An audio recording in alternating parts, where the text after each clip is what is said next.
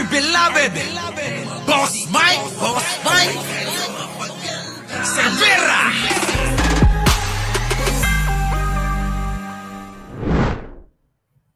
Yo, magandang umaga, magandang hapon at magandang gabi sa mandako ng mundo naroon kayo. Siyempre, magandang buhay na rin para sa ating lahat.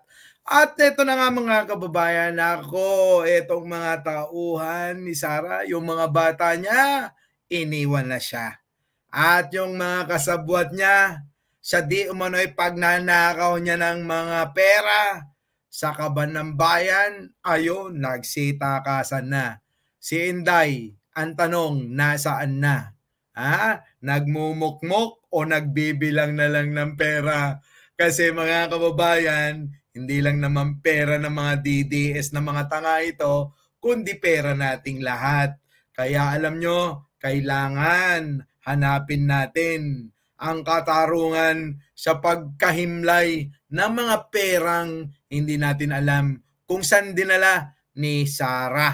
Alam nyo na. So eto mga kababayan, talakayin natin to. Pasok mga kababayan. Eto na. Pasok. Yan na nga bang nalagasan na isang loyal staff si Vice President Sara Duterte dahil sa panibagong serye ng investigasyon ng Kamara sa manumalyong confidential fund ng opisina ni VP Sara, inianunsyo ni Attorney Michael Powa, dati spokesperson ng DepEd, ang pagre-resign niya sa kanyang serbisyo sa poder ni Duterte. Nako, loyalista. Loyalista daw ni Sara. Pero bakit?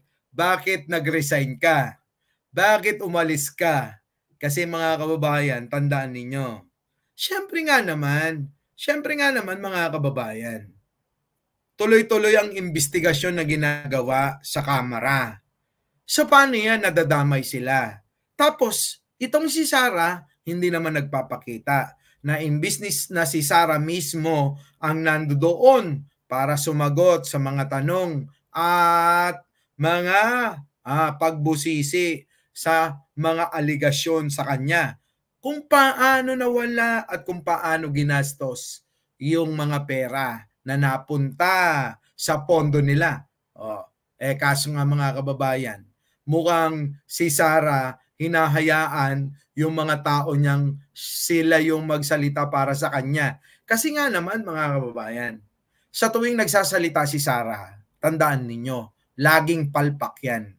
At alam nyo naman na kapag ka pinagana yung saltik sa utak at yung emosyon sa mga pagsagot, sa mga katanungan, kung paano ginasta yung mga pera, nako, mga kababayan, pikon na pikon yan.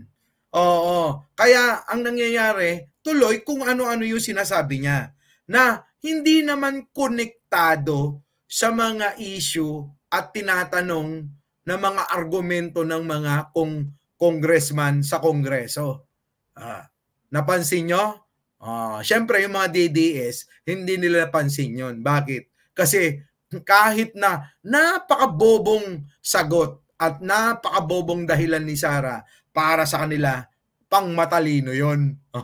Di ba mga kababayan? Ganun mag-isip yung mga DDS. Basta umidolo, kahit ano pa sabihin mo, magnakaw ka, magpakabusog ka, hanggang tumaba lalo yung mukha mo, okay lang sa kanila. Bakit? Kasi nga, idol nila, idolo nila. Okay lang yan. Pero hindi nila naiisip, paano naman ang taong bayan na mga dapat nasa serbisyohan, na dapat ibigay sa taong bayan yung pondo sa pamamagitan ng paggawa ng kung ano-anong makakatulong sa pang-araw-araw na pamumuhay ng mga Pilipino. Walang nagawa. Kaya nga tanong ko sa isang live ko, ilapag ninyo kung ano na nagawa ni Sara ninyo. Kasi bakit? Hanggang sa ngayon mga kababayan, wala tayong makitang magandang proyekto. Bukod sa tree planting, ano pa ba? Kasi kung tree planting, teka muna. Tree planting, nako! Napakasimple at hindi gawain ng isang DepEd secretary o dili kaya yung pagiging busy, tree planting lang pala. Bakit? Kasi marami nang gumagawa niyan. Maraming sektor ng lipunan, maraming organisasyon ang gumagawa na niyan. At napakasimpleng gawain lang yan. Kung yan lang yung ipagmamalaki ng opisina ni VP Sara, tree planting. Di ba mga kababayan? Tuloy natin to. Bakit? Nag-ayawan na. To inform the Honorable Committee that I am no longer connected po with the Office of the Vice. Naku po, yung isa, alam nyo sa totoo lang, isa ito Isa ito sa pinakaalas ng opisina ni Sara. Di ba? Ito, itong tagapagsalita niya. Tagapagsalita ito ni Sara. Bakit iniwan na siya? Ibig sabihin mga kababayan, siya mismo na tagapagsalita ni Sara, hirap nang ipagtanggol siya. Sino pa magtatanggol sa kanila? Lalo na kay Sara. Syempre, yung mga vlogger lang. Yung mga vlogger nga nila, hindi mo nga alam kung ano rin yung sasabihin dahil pati sila hirap nang ipagtanggol siya. Paano na si Sara? Wala na. Tuloy. Kung wala na si Sara, pati yung mga tauhan niya, mawala na rin sila. President, hindi na po ako, yung consultancy contract ko po was already pre-terminated, Your Honor. Not even. Matatandaan na naging Undersecretary ng DepEd si POA nung si VP Sara pa ang nakupong kalihim ng ahensya. At nang lisanin nito ang tanggapan sa si POA sa ilang opisyal na tila sumama sa pagbibitiw ng Vice Presidente at nag-over the backwood pa sa OBP. Yan nga yung mga kababayan na hindi niya mapakawalan.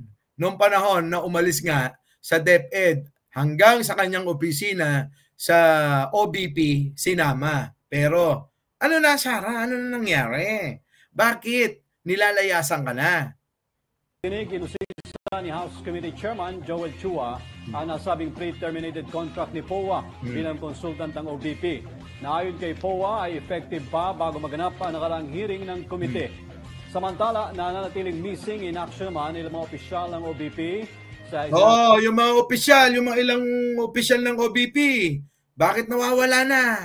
Saan na nagpunta? Tumakas na ba? Tumakas na ba mga kababayan? Naku po, Sara, iniwan ka na. Iniwan ka na. Siyempre, siguro isip-isip nila. Hindi naman kami ang kumubra. Hindi na kami kumita ng malaki dyan. Ikaw lang. Di sagutin mo yan mag-isa. Di ba? Ganun lang yung mga kababayan. Kaya ano mangyayari dito? Sara, bahala ka na. Parang ganun lang. Tuloy. Isinagawang pagdinig ng House Committee on Good Government and Public Accountability. Kaugnay pa rin sa mali-maling paggamit ng confidential funds. Sa motion naman ni Congressman Joseph Stephen Paduano, hiniling nito na patawan ng bagong subpoena order.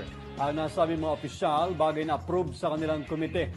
Ibinabala naman ni Representative Joel Chua ang mas mabigat na parusa sa mga OBP officials kung patuloy nitong dededmahin ang Kamara sa kanilang mga kautusan. Nako po mga kababayan, wala. Itong mga tauhan ni Sara magagaya lang kay Roque. Si Roque na tumakas, di ba? Na hanggang ngayon pinaghahanap. Ganyan, hanggang sa ma-issuehan ng warrant of arrest ng mga ito. Hindi nyo na to makikita mga kababayan Kaya isipin nyo na lang, ganito lang. Kung malinis ang opisina ni Sara Duterte, bakit tong mga tauhan na to nagtatakasan na? Ganun lang kasimple. Kung malinis ang opisina ni Sara Duterte, bakit mismong spokesperson niya nagretiro na o nagresign na? Sagutin nyo. Muli, wag na natin tuloy ito mga kababayan. At meron pa akong lakad. Muli, ako po ang inyong lingkod, Mike Cervera po. Lagi nagpapaalalang, huwag nyong kakalimutang mag-like, mag-share at mag-subscribe dito sa ating channel. Maraming salamat po.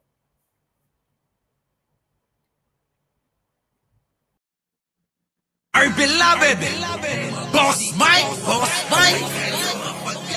Cervera.